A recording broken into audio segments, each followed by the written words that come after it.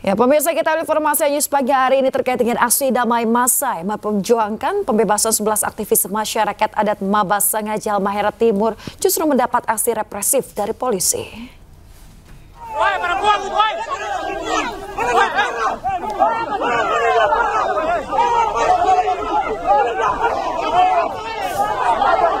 Aparat kepolisian Maluku Utara membubarkan paksa dan menangkap sejumlah aktivis yang menuntut pembebasan 11 masyarakat adat Mabasangaji Halmahera Timur yang ditahan. Menurut demonstran, penangkapan yang dilakukan oleh Polda terhadap masyarakat adat merupakan tindakan sewenang-wenang dan kriminalisasi. 11 aktivis adat memprotes kerusakan lingkungan dan lahan yang diserobot oleh perusahaan tambang nikel di Halmahera Timur. Sementara itu, pemirsa, polisi beralasan aksi damai massa tidak boleh dilakukan di sekitar Polda Maluku Utara yang sedang mempersiapkan HUT Bayangkara.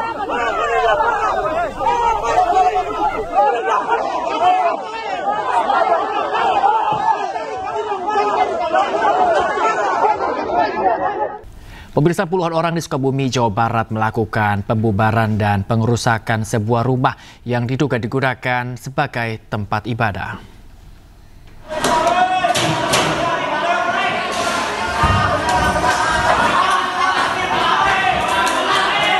Viral di media sosial, puluhan orang di Sukabumi, Jawa Barat melakukan pembubaran dan pengerusakan sebuah rumah yang diduga digunakan sebagai tempat ibadah.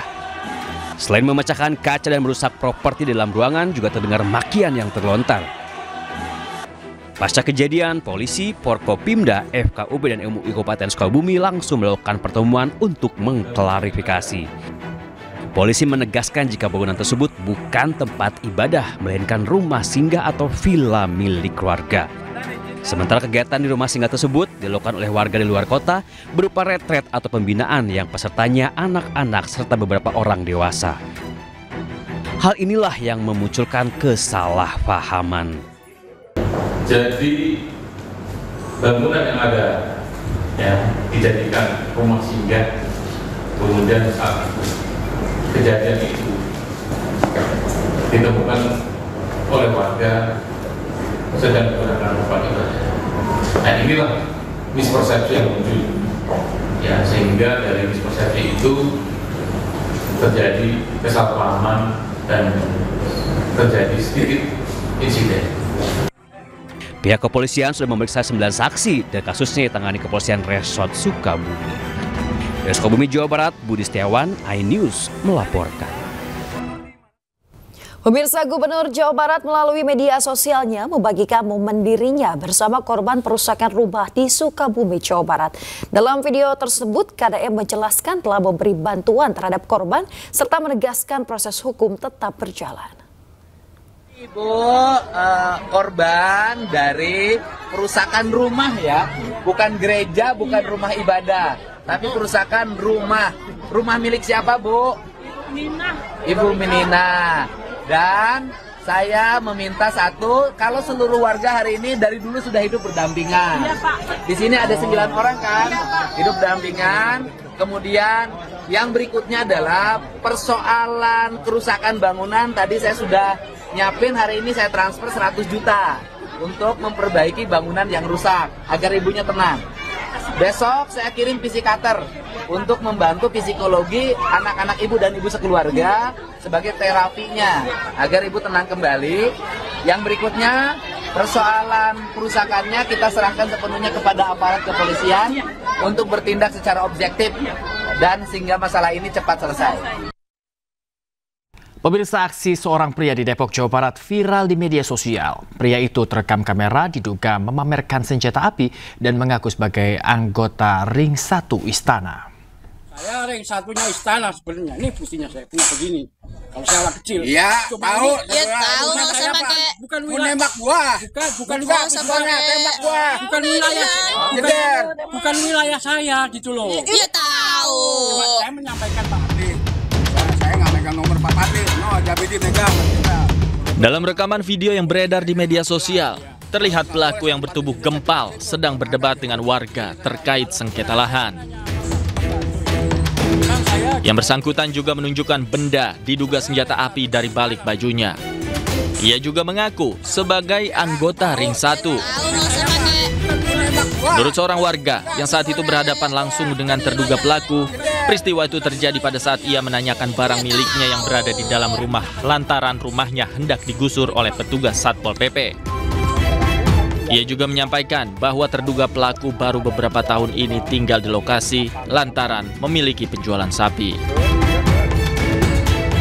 Angkat-angkat baju begini, ada pistolnya.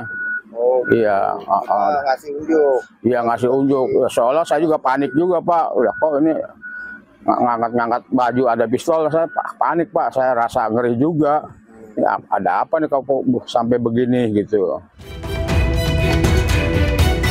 Hingga saat ini pihak kepolisian belum memberikan keterangan terkait identitas pria yang melakukan pengancaman tersebut. Dari Depok, Jawa Barat, Iyung Rizky, iNews melaporkan. Pemirsa, kapal yang ditumpangi mengalami kerusakan. Evakuasi 99 wisatawan yang terombang-ambing di tengah laut perairan Pulau Seribu, Jakarta Utara berlangsung dramatis.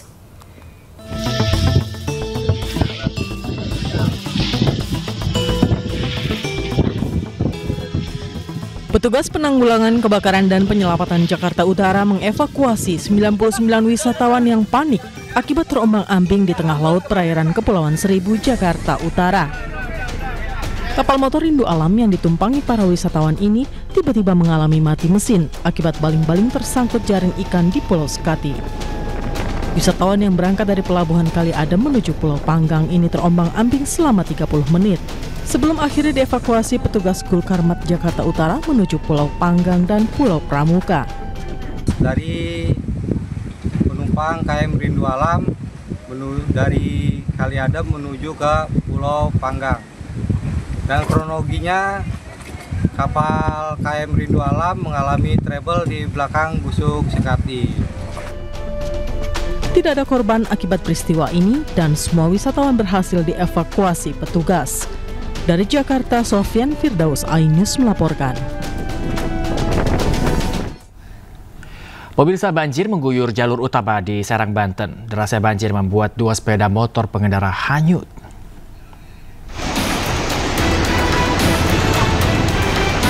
Motor lagi dievakuasi.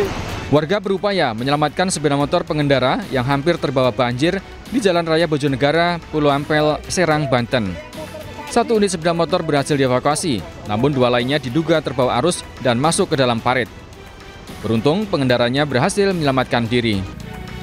Jalan ini merupakan akses utama penghubung antar kecamatan dan kawasan industri.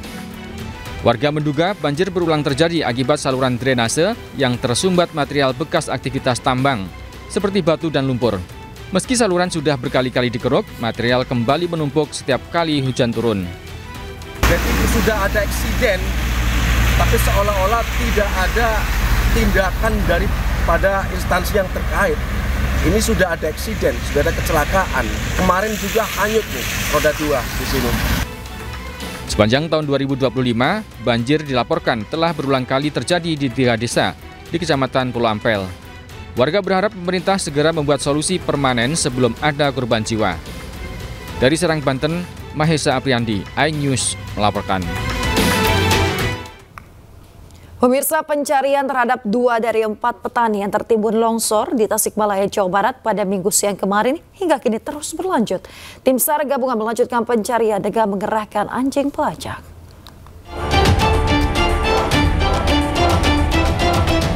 Tim SAR gabungan melakukan pencarian 2 korban yang tertimbun longsor di Kampung Ciomas, Kabupaten Tasikmalaya, Jawa Barat.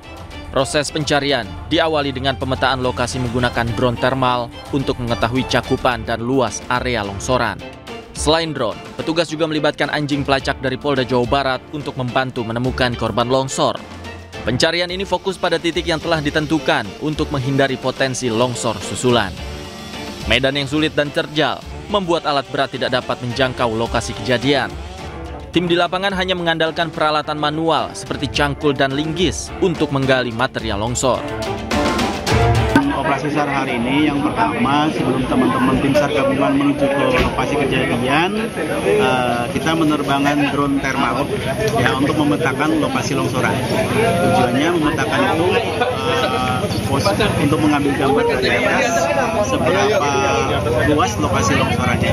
Setelah itu baru teman-teman dari K9 Polda Jabar untuk melakukan asesmen juga. Ada 2 unit satwa atau 2 ekor satwa yang diterjunkan untuk melakukan asesmen awal. Sebelumnya, 4 petani tertimbun longsor saat sedang beristirahat usai mencangkul di sawah pada Minggu siang. 2 orang berhasil menyelamatkan diri, sementara 2 lainnya hilang ditelan longsor. Hingga kini petugas gabungan masih berupaya mencari 2 korban tersebut. Operasi pencarian ini dilakukan dengan cara manual lantaran alat berat tidak bisa masuk ke lokasi. Dari Tasikmalaya, Jawa Barat, Asep Juharyono, iNews melaporkan.